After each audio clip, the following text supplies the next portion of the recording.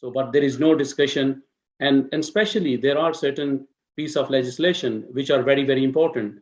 I will mention here about the voting rights of overseas Pakistanis, because a lot of political scientists and political analysts have mentioned that if you are giving right of vote at the same time, you should have given the right of representation.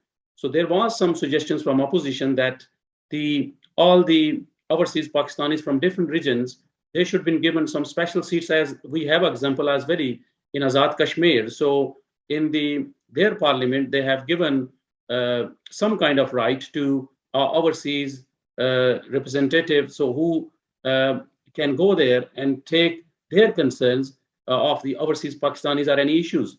So I think still, if it is a democracy, they have to listen the concerns of people as well. That's right. To respond to your comment about rubber stamp parliament, I will not call that rubber stamp, because almost slightly less than 50% of the members opposed it. They opposed it very strongly, and they even stormed out of the parliament. And when the time of voting came, they voted against it. No, I've never called the parliament rubber stamp. The only thing is it's a political, I will say, the phrase which says the rubber stamping process, because you stamp it and say it's gone. Yeah, the people who passed it, they almost made it a rubber stamp process. That's right. And secondly, I think the question about representation of overseas Pakistanis to their own members, I think it's a suggestion given by leader of the opposition, and later on, I think adopted by PDM. And I think some serious consideration should be given to that. It merits very serious consideration. But even the opposition gave this idea in a very outlined manner. They should come up with a proper bill and table it in the parliament and debate it.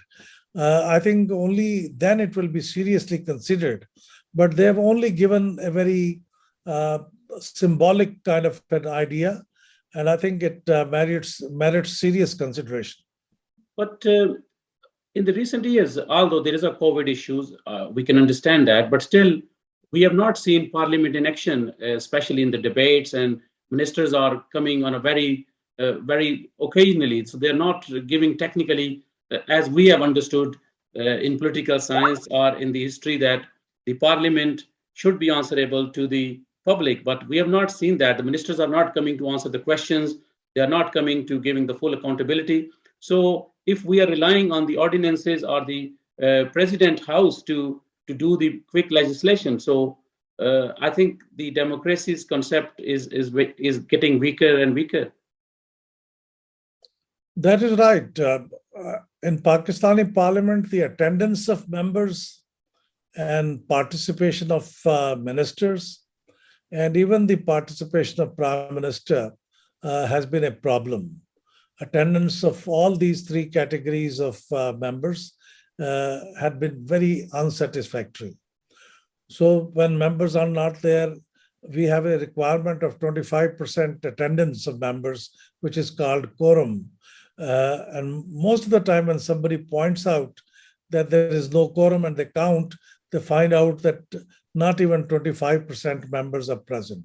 So that is a problem. I think the solution is that leader of the house should make it a habit to be in the parliament building, if not within the parliament itself.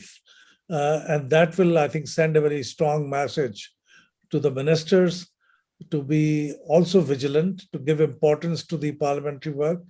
And with that, members will also turn up.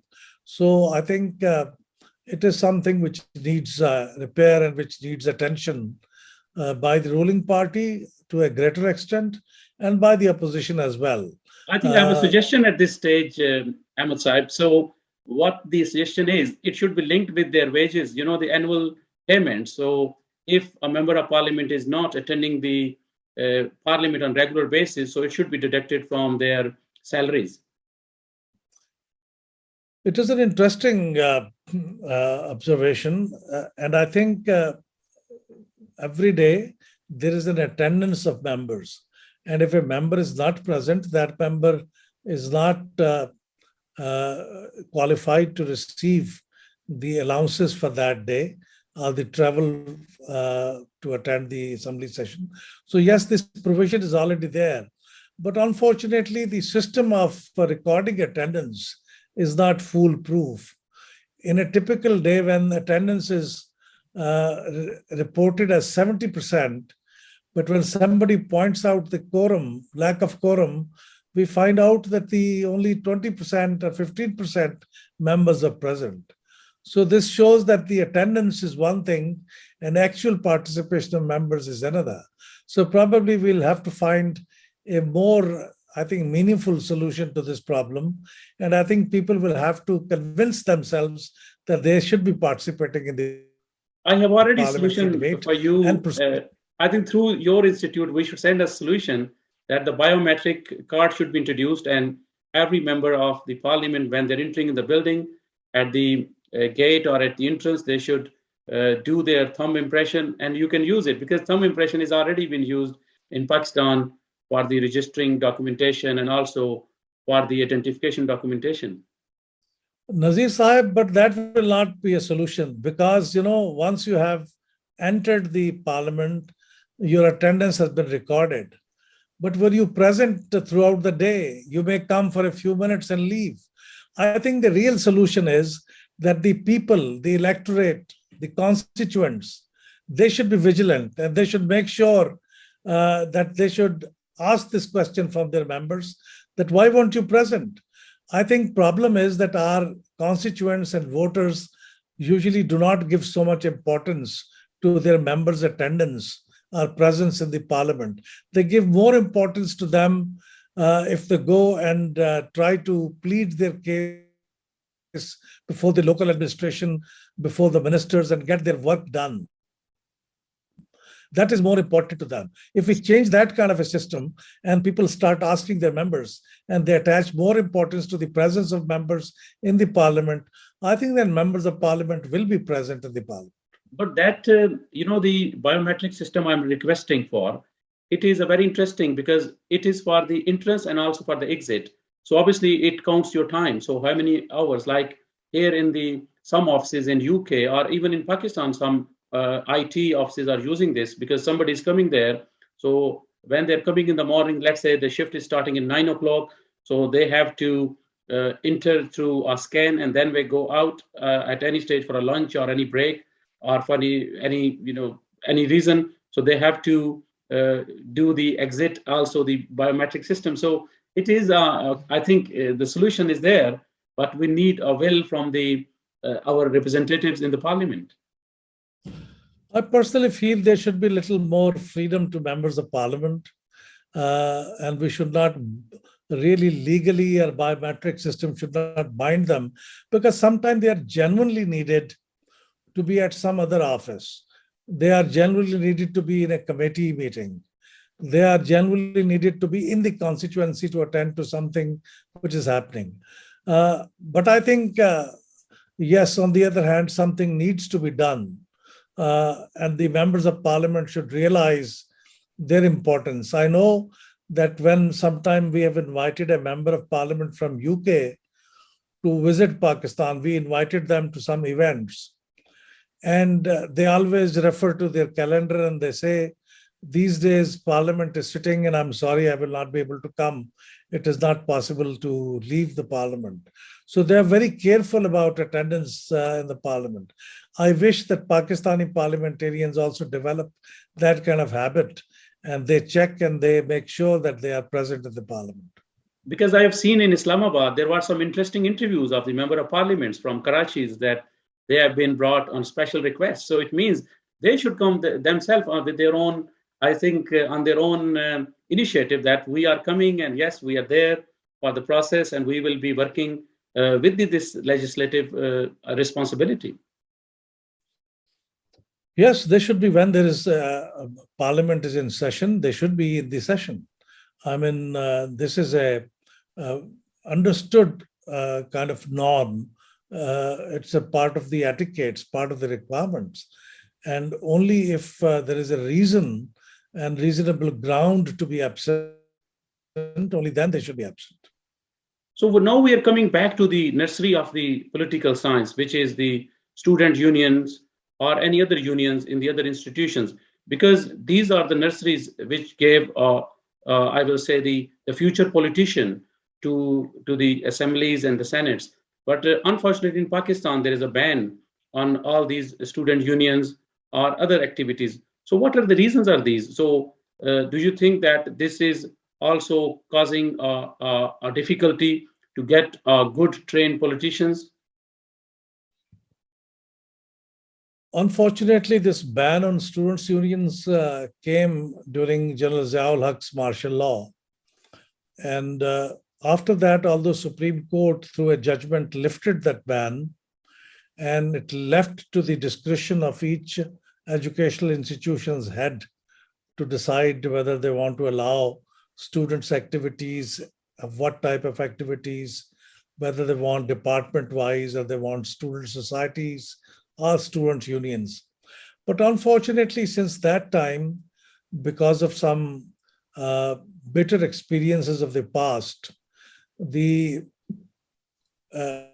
most of the educational institutions, I would say almost all of them, have not restored the students' unions.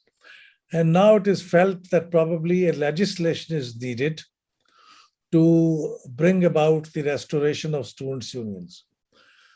Sindh Assembly is already, Sindh government has presented a bill before the Sindh Provincial Assembly to restore the students' union in their province, because the education is a provincial subject.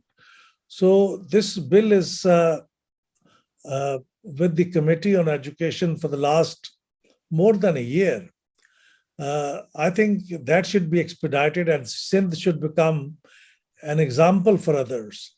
I think other provinces should also come up with legislation to restore students' unions. I fully endorse your views that these students' unions will be very important to inculcate the democratic spirit and democratic norms within the young people. And this will also train them into the art of campaigning, art of governance, art of listening to each other, art of tolerating each other's views. So these are very important for young people. So I fully agree with you and strongly plead with the government that the students' unions should be restored, but governments announce and then they forget. So when we see that every political party in Pakistan, they mention in their manifesto that there are programs are there, but when it comes to the power, so nobody's happy to share this, because similarly with the student unions, so I think it is a fundamental right. So what are their concerns? So why they are not allowing them? I think part of the reason why students' unions have not been restored, also the misgivings that the students' unions will disturb the peace in the campus and the educational activities will be disrupted. Another reason is, which is probably more relevant, is that we have now, since the time we had students' unions in 90s, since that time, the educational sector in Pakistan has undergone through a very substantial change. Now, most of the educational institutions are in the private sector. At that time, private sector was very small, and private sector fee for the education is very high. So people feel that if after paying so much money in the university admission, if my son or daughter will be wasting some of the time in activities like students' unions, most of the parents feel that will be counterproductive. There is lack of understanding about it, but I think this is another thing. And secondly, I think when students' unions were thriving in Pakistan, most of the universities and colleges had their annual system of examination. Now, most of them have adopted semester system, and semester system is very taxing on the time of the students. Even if there is students' union, I know some of the universities where there are some societies and councils operating, but students get very little time to devote to these kind of activities because they're most of the time busy. They're in assignments, in their tests, and attending to the demands of the semester system. So these are the things which probably we need to consider before we design the revival of students' unions in Pakistan. There is another very touching subject, especially we are talking about the democracy and the norms of democracy. The local bodies, everybody in there, especially in Pakistani political system, and when we talk about the political parties in their manifesto, they talk about the giving power or empowering the grassroots level. But when it comes to the practicalities, the progress is very minimum. So what is the reason for that? The reason is very simple. The reason is that since the law for the local government has to be framed by the provincial assemblies, and there is a conflict of interest situation, the provincial assemblies members and provincial governments feel that if we create effective local governments, we will be parting with some of the powers and some of the budget which they are spending through the provincial governments. So they think they will be diluting their own powers, their authority, and their budget spending also. So they try to make local governments somewhat meaningless, and they are just in name only. In addition, I think in some of the provinces, politics also comes into it. Politics in the sense that, for example, in Sindh province, Pakistan People's Party is the ruling party, but Karachi, Hyderabad, Sakkar, many urban areas where large population is concentrated, their other parties are more popular, or at least that had been the case in the past. So if they have the genuine local governments, then most of these local governments in the cities will fall in the hands of those political parties which they consider their rivals. So they would like to make those local governments very weak. But this is a very short-sighted approach. I think we need to learn to live with other political parties. We have already learned initially in Pakistan, the federal government used to have difficulty in tolerating a provincial government which was formed by another political party. But with the passage of time, we have learned that. Now we are tolerating them. For example, now PTI is in power at the federal level, but Pakistan People's Party, their rival, is in power in Sindh. They have difference of opinions, but they are still tolerating. In the past, we have seen that PMLN government was in Punjab and federal government was by People's Party. So I think we need to learn also that if province is by one government, the local governments could come from other political parties. So it's, I think, a process of evolution, and hopefully we will learn this also. Now we are discussing the local bodies. Recently, the federal government has passed another ordinance about the elections in Islamabad. So because when we get a piece of legislation from the President House, so it means technically the other political parties have no clue and they have no say on it. So don't you think that this is also a adverse effect on the democracy and also the norms of the political system? I hope this is going to be the last question because I'm getting signals that this next one is about to start. But to answer your question, yeah, Islamabad is also a case in point. Like we had in provinces, political parties get insecure by feeling that another political party will win the elections in a big city or in certain districts. So in Islamabad also, since the past government in Islamabad Metropolitan Corporation was formed by PMLN, so PTI is a bit reluctant to hold elections in Islamabad, at least delaying it, because they feel that PMLN may be able to capture that local government in Islamabad. So we hope we overcome these insecurities. And it may not be even true. Maybe the PTI is able to capture the government in Islamabad, but usually governments are insecure about their authority and by sharing of authority with other political parties, even if their own party, for example, chief minister, even if happens to be from PTI in Punjab, will find it very difficult to part with some of the powers, even if the local governments are from their own party. So it is I think, a process of evolution. Soon, hopefully, we will be able to tolerate that and live with that kind of a division of labor or division of powers. Last question, and a very, I think it's interesting question for you. Constitution of Pakistan, 1973 Constitution guarantees the equal rights of all citizens. But Islamabad rural public don't have those rights, especially in the jobs, in the quotas, and especially the educational institution. So your comment, please.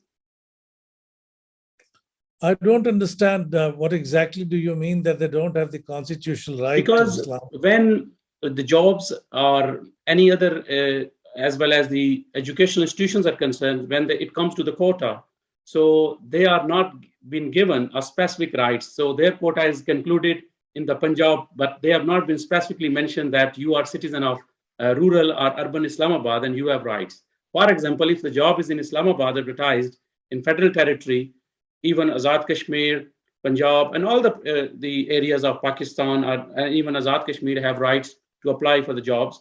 But when it comes to the jobs in the other provinces or in Azad Kashmir, the people from the Islamabad, they don't have a specific in their advertisements, and even obviously it is not part of any legislation.